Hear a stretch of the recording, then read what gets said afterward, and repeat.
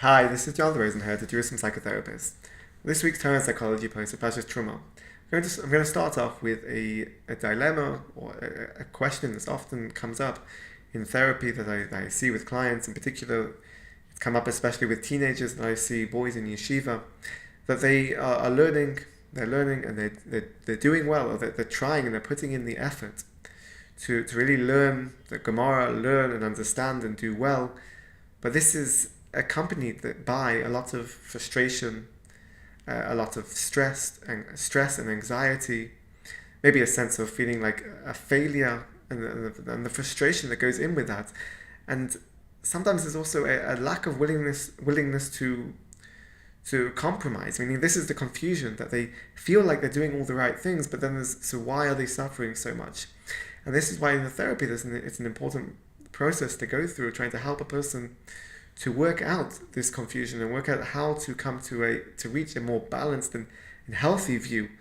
Because on face value, ostensibly, it's confusing of like, if you put in all the effort and outwardly you're trying to learn Torah, for example, you're trying to do the right thing, the focus is on the action, which is a good action, it's positive, but then there's a lot of suffering and stress and anxiety that goes in with that. So that's just one example, but there's many examples where people just say they don't understand why they're suffering so much. They're doing what they're supposed to be doing. Outwardly, the action, the way that they're performing in terms of their life, you could say, in terms of the way that they're trying to treat themselves or interact with other people, it's all seemingly in the right direction, but there's a lot of suffering and frustration and confusion. And I think we can take a message out from this week's Parsha to understand this phenomenon.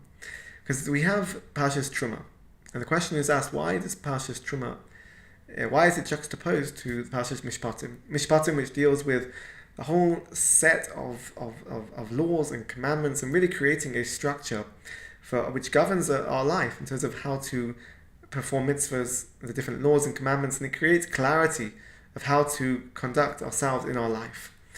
And the Beis Halevi says, therefore, that how this relates to Teruma. Teruma is when we have a mitzvah of Yikhuli Teruma, that you've got a mitzvah of giving tzedakah, of giving Teruma.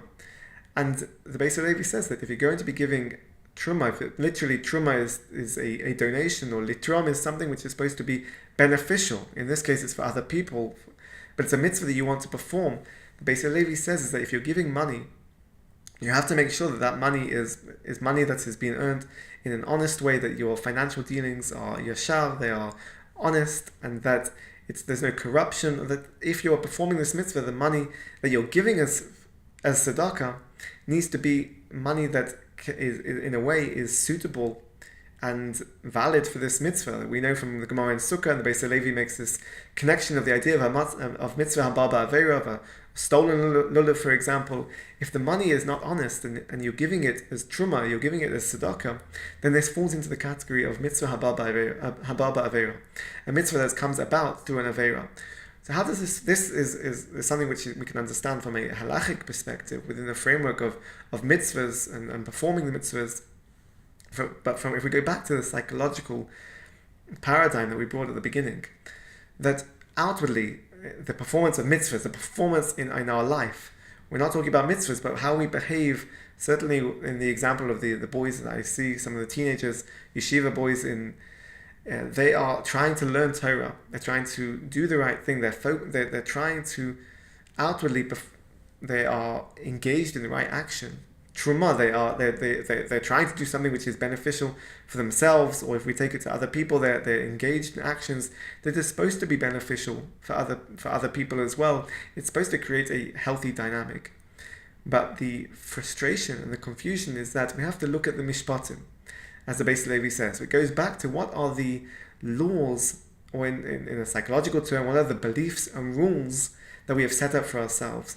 If we have set up, and what I see often with the boys, the bachrim that come to the therapy, is that the rules and internal beliefs and that they have set up for themselves is psychological mishpatim, which are rigid, which are based on perfectionism, which falls into sometimes moving into religious OCD or scrupulosity.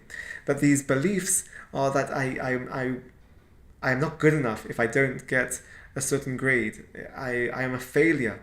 Or you set certain expectations of how much you need to learn, of how many hours you need to learn, or that you need to, there's a rigidity and the mishpatim, the psychological mishpatim that the person says, beliefs, value systems, psychological value systems that are maladaptive, which then feeds into, in a way, creating, from a halachic perspective, we talked to it as being a mitzvah haba ba'aveira, but in a psychological term, it's a maladaptive system, a maladaptive dynamic that the mishpatim feeds into a unhealthy behavior, a rigidity, a tension, and a stress that although the person might be learning or they're doing a good action, but it's not a truma, it doesn't benefit them. It's not litrom, it doesn't actually help them in terms of how they view themselves in their life, or it doesn't help other people in their interactions with other people. So what we learn from the Beis Halevi and what we can take out from this week's parsha is making sure that our internal rules that we set for ourselves, these psychological mishpatim, are ones that are structured in a healthy way. It's one that can govern our life in an adaptive and healthy way, that creates a structure that feeds into interacting and viewing ourselves and other people, and creating a healthy, adaptive, and beneficial dynamic. I wish you a good Shabbos and keep well.